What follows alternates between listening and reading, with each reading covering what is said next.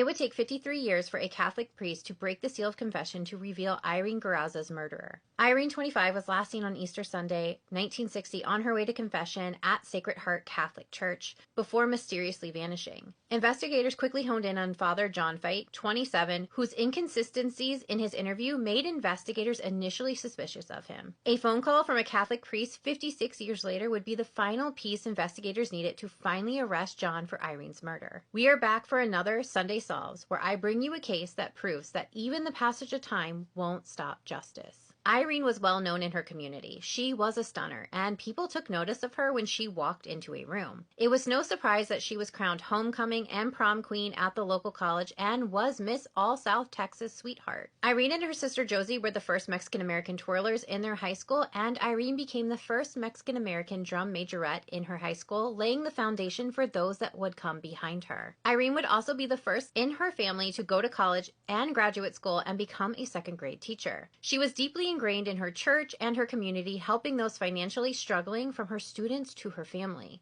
Easter Sunday, 1916, Irene, who was still living with her parents at the time, told her family that she was planning to go to the Sacred Heart Church for confession. Irene attended confession every Saturday and church Sunday. This was her routine, so when she didn't return home that night, her family was immediately alarmed. She was reported missing right away, and the search began. After investigators spoke with fellow parishioners, they learned that Irene was spotted by many witnesses at the church that night, wearing a lace veil and kneeling at the pews, and she was also seen waiting in the confession line. But nobody saw her leave the church that night. Investigators gathered over 70 members of the Hidalgo County Sheriff's Department, to include Irene's father, to search for Irene by foot and horseback. And that's when they would find her purse near a dirt road, and a little further up the road they found one of Irene's shoes. And that's when they feared the worst. 5 days later, Irene's body would be discovered floating in an irrigation canal. She was partially dressed, her blouse was unbuttoned, and her underwear was missing. An autopsy would reveal that she had been beaten, sexually assaulted, and likely died of suffocation. At the crime scene, they were able to pull a partial heel print close to an imprint of Irene's petticoat. Investigators decided to drain the canal and look for more evidence, and that's when they found a photo slide viewer, which was a very odd thing to find in a canal.